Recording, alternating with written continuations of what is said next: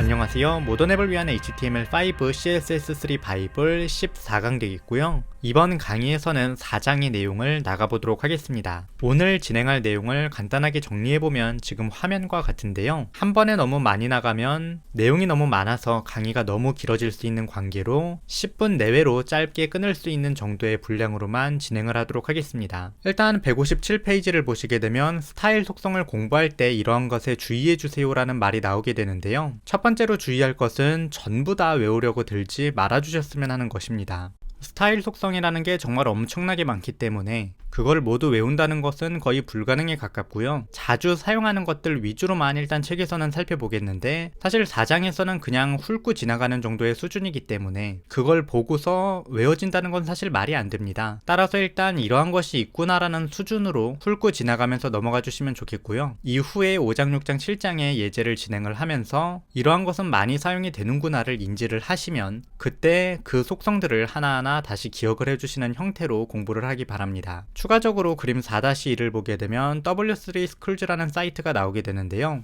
이 사이트는 정말 간단하고 짧은 HTML, CSS, 자바스크립트 이외에도 다양한 예제들이 올라와 있는 사이트입니다. 너무 간단해서 처음 공부하시는 분들에겐 좋지 않지만 어느 정도 내가 속성을 기억하고 있을 때 근데 그 속성을 사용하는 방법을 잘 모르겠다고 할 때 들어와서 나에게 맞는 것을 클릭을 해서 쭉쭉 살펴보시면 도움이 될 것이기 때문에 이 사이트도 함께 기억을 해서 공부를 하면서 함께 봐주시면 좋겠습니다. 그러면 4-2절의 CSS3에서 사용되는 단위를 살펴보도록 할 텐데요. 우리가 지난 강의에서는 선택자라는 걸 배웠습니다. CSS에서 스타일을 정의할 때는 선택자를 먼저 입력을 하고 내부에다가 속성 블록을 입력을 하는데 속성 블록 같은 경우에는 왼쪽에 스타일 속성을 입력하고 콜론을 입력한 뒤 오른쪽에 스타일 값을 입력한다고 했습니다. 이걸 여러 개 입력할 때는 세미콜론으로 구분을 해줘야 한다고도 언급을 했었고요. 어쨌거나 이 앞에 들어가는 스타일 속성을 알아보기 전에 오른쪽 스타일 값에 넣을 수 있는 것에 대해서 먼저 알아보도록 하겠습니다. 그럼 일단 가장 기본적인 녀석은 우리가 키워드라고 할 수 있겠는데요.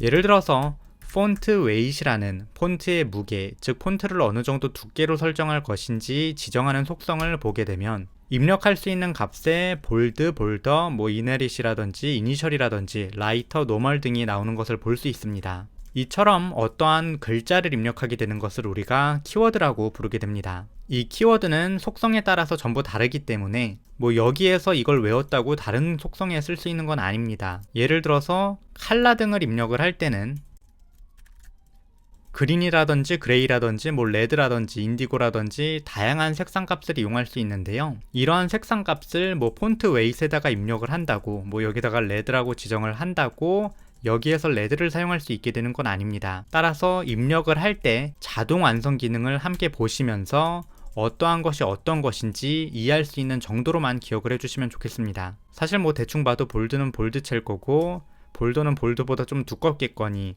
라이터는 얇은 거겠고 노멀은 노멀이겠구나 이해하실 수 있을 거라고 생각을 하고요. 컬러 같은 경우에도 입력을 하다 보면 대충 이렇게 보면서 허니듀는 뭔지 모르겠지만 왼쪽에 대충 색이 표시되니까 저 색이겠구나, 핫핑크는 저런 색이겠구나, 골든랏은 이런 색이겠구나 등을 눈으로 보고 대충 이해하실 수 있을 거라고 생각을 합니다. 따라서 눈으로 보고 대충 이해할 수 있는 속성들은 굉장히 간단하게 설명하고 넘어가도록 하겠고요. 예를 들어서 박스 사이징 같은 경우에는 처음 보고서 볼더 박스가 뭐냐, 콘텐츠 박스가 뭐냐 이런 것을 사실 그냥 보고는 알 수가 없기 때문에 이러한 것들을 좀 자세히 설명하도록 하겠습니다. 키워드와 관련된 내용은 이후에 이 속성을 설명할 때 설명할 것이므로 지금은 다음으로 넘어가서 크기 단위를 알아보도록 하겠습니다. 크기 단위는 크기를 나타낼 때 사용하는 단위라고 그냥 쉽게 이해할 수 있을 텐데요. CSS에서는 퍼센트 단위라든지 EM 단위라든지 센티미터 단위라든지 밀리미터 단위라든지 인치 단위라든지 픽셀 단위 등을 사용할 수 있습니다. 최근에는 많이 사용하는 게 그냥 퍼센트, EM 단위, 그리고 사실 이 책에선 다루지 않지만 램이라는 단위도 많이 사용을 하고요. 그리고 픽셀 단위까지 해서 3개 정도를 많이 사용하기 때문에 3개만 기억을 해주시면 좋겠습니다. 일단 퍼센트 단위는 크기를 퍼센트로 지정하는 겁니다. EM 단위는 크기를 마찬가지로 배수 단위로 지정하는 거고요. 픽셀 단위는 절대적인 크기를 지정하는 단위라고 생각을 해주시면 되겠습니다. 따라서 이 위에 두 개는 거의 그게 그거고, 이 아래에 있는 픽셀 단위만 절대적인 크기를 지정하는 약간 다른 녀석이라고 생각을 해주시면 되겠습니다. 웹브라우저의 설정을 눌러주시게 되면 설정을 다양하게 볼 수 있는데요. 폰트라고 입력을 하게 되면 글꼴 맞춤 설정으로 폰트 크기가 기본적으로 몇으로 설정되어 있는지 확인할 수 있습니다. 일단 저를 보게 되면은 16픽셀로 설정되어 있는 것을 볼 수 있는데요. 따라서 기본적인 픽셀은 16픽셀이고 우리가 여기에다가 200% 등을 지정을 하게 된다면 글자의 크기가 32픽셀로 지정되는 겁니다. EM 단위 같은 경우에는 배수로 나타내는데요. 이 EM이라고 입력을 하면 200%로 적용이 됩니다. 간단하게 HTML 파일을 하나 만들어 보고 살펴보겠는데요. H1 태그를 놓아주시고 hello world라고 적었다고 하고 실행을 해주시게 되면 지금 화면과 같이 hello world라는 글자가 출력이 될 겁니다. 마우스 오른쪽 눌러서 검사를 눌러주시게 되면 오른쪽에 이 스타일이 나오게 되는데요.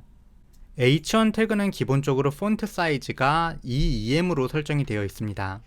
기본적인 폰트 사이즈가 16픽셀이기 때문에 EEM이 돼서 32픽셀로 H1 태그는 구성이 된다는 것을 알 수 있습니다. 방금 본 것처럼 모든 HTML 태그가 기본적으로 이러한 속성이 적용되어 있기 때문에 이러한 것도 한번 확인해 보시는 것도 좋은 공부가 될 것이라고 생각을 합니다. 어쨌거나 만약에 이렇게 되어 있는 것을 그냥 스타일 만들고 H1 태그에다가 폰트 사이즈를 나는 그냥 절대적으로 지정하고 싶다라고 해서 20픽셀을 지정을 해주시게 되면 실행을 했을 때 20픽셀로 출력이 되는 모습을 볼 수 있습니다. 이 크기 단위는 자기 상위에 있는 태그에 영향을 받거나 아니면 HTML에 적용된 스타일에 영향을 받게 됩니다. 예를 들어서 바디 태그에다가 폰트 사이즈를 20픽셀이라고 주고 H1 태그에다가 EEM이라고 주게 되면 저장을 하고 실행을 했을 때 지금 화면과 같이 출력되는 모습을 볼 수 있습니다. 아까보다 굉장히 폰트가 커진 것을 볼 수 있는데요. 바디 태그에서 기본적으로 폰트 사이즈를 20으로 설정했기 때문에 이 아래에 소속되어 있는 H1 태그에서 이 EM을 적용하게 되면 40픽셀이 되어서 크기가 아까보다 훨씬 커진 것입니다. 참고적으로 이 책에서는 램 단위를 다루진 않지만 램이라고 입력을 하게 되면 코드를 실행했을 때 조금 글자가 작아진 걸 볼 수 있는데요. 램 단위는 HTML 태그에 적용된 폰트 사이즈 등에 영향을 받게 됩니다. 즉 자기 위쪽에서 뭐가 설정되어 있는지는 전혀 중요하지 않고 가장 최상위에 적용된 태그만 보게 됩니다. 따라서 HTML 태그에다가 폰트 사이즈 20을 적용을 하고 실행을 하면 아까보다 커져서 40픽셀의 크기로 출력되는 모습을 볼 수 있습니다. 어쨌거나 크기 단위는 이후에 계속해서 설명을 할 것이기 때문에 요 정도만 알아보고 넘어가도록 하겠습니다. 이어서 색상 단위입니다. 색상 단위 같은 경우에는 색상을 입력할 때 사용하는 단위인데요. 아까 살펴보았던 것처럼 물론 레드라든지 등의 키워드를 사용할 수도 있지만 이러한 키워드가 모든 색상을 나타내주고 있는 것은 아니기 때문에 색상을 정확하게 표현하기 위해서는 색상 단위를 사용해줘야 됩니다. 색상을 표현할 때는 일반적으로 헥스 기호를 사용을 하고 RRGGB라고 해서 16진수로 붉은색 그리고 초록색, 파란색의 단위를 입력을 해주게 됩니다. 사실 이걸 보고 어떻게 알아요? 라고 하실 수 있는데요. FFFFF가 기본적으로 흰색이다를 기억을 해주시면 되겠고 000000이 검은색이다 라고만 기억을 해주시면 좋겠습니다. 이 색상 같은 경우에는 비주얼 스튜디오 코드 같은 에디터를 사용을 하게 되면 확장 프로그램에서 칼라 피커를 설치할 수 있기 때문에 칼라 피커를 설치해 주신 이후에 명령 팔레트에서 픽 칼라를 입력을 해주시게 되면 지금 화면과 같이 칼라를 선택할 수 있는 화면이 나오게 됩니다. 그래서 여기에서 적당하게 선택을 해서 입력을 해주시면 되기 때문에 뭘 입력해야 된다 하나하나 정확하게 외우실 필요는 없습니다.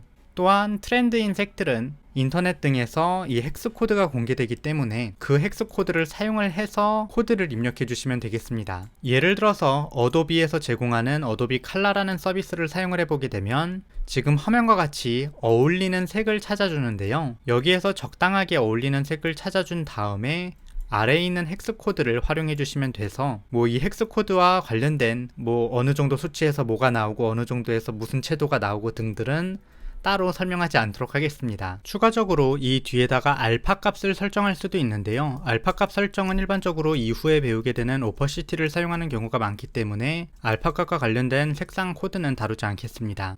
또한 책을 보시게 되면 RGB라는 함수도 나오는데요. 요거 같은 경우에는 우리가 일반적으로 색상을 선택할 때 나오는 RGB를 그냥 10진수로 표현한 것을 그대로 입력해 주는 거라고 생각을 해주시면 되겠습니다. 예를 들어서 255, 173, 64를 그냥 입력을 한다 치면 아래다가 255, 173, 그리고 64를 입력을 해서 나타내게 되면 방금 표현했던 그 색상이 나오는 것을 볼 수 있습니다. 그래서 색상 단위는 이렇게 두 가지만 알아주시면 될 것이라고 생각을 합니다. 마지막으로 URL 단위라고 나오게 되는데요. URL 단위는 URL을 나타내기 위해서 사용하는 단위입니다.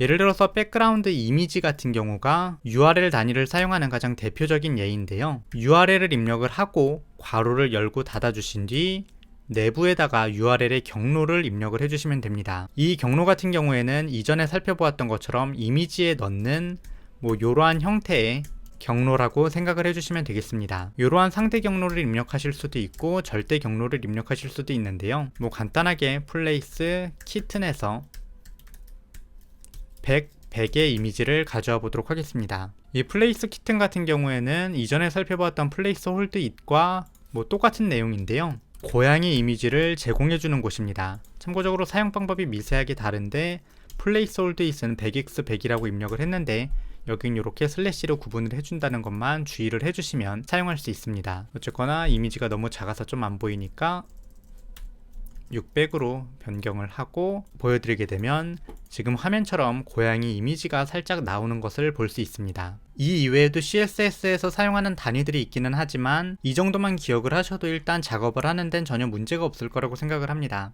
이외에 필요한 것들은 그때그때 살펴보면 되니까요. 어쨌거나 오늘 강의는 여기까지 진행을 하도록 하겠고요. 다음 강의에서는 CSS 요 앞에 입력하는 속성에 대해서 알아보도록 하겠습니다. 그럼 다음 강의에서 뵙도록 하겠습니다. 감사합니다.